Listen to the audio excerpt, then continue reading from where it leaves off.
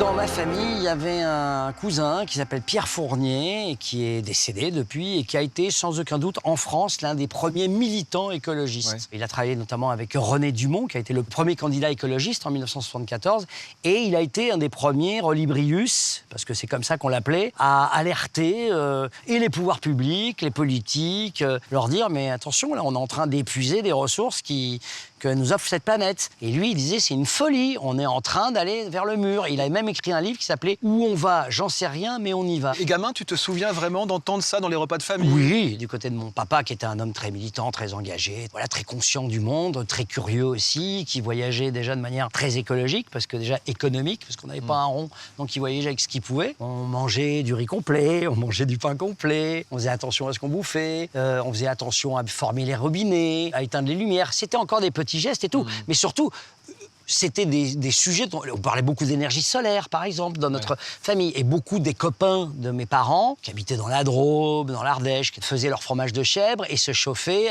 avec des panneaux solaires, qui étaient les tout premiers panneaux solaires, qui étaient déjà un peu prosaïques quand même. La fin des ressources de notre planète, ça, c'est quelque chose qui a toujours fait partie de mon quotidien depuis longtemps.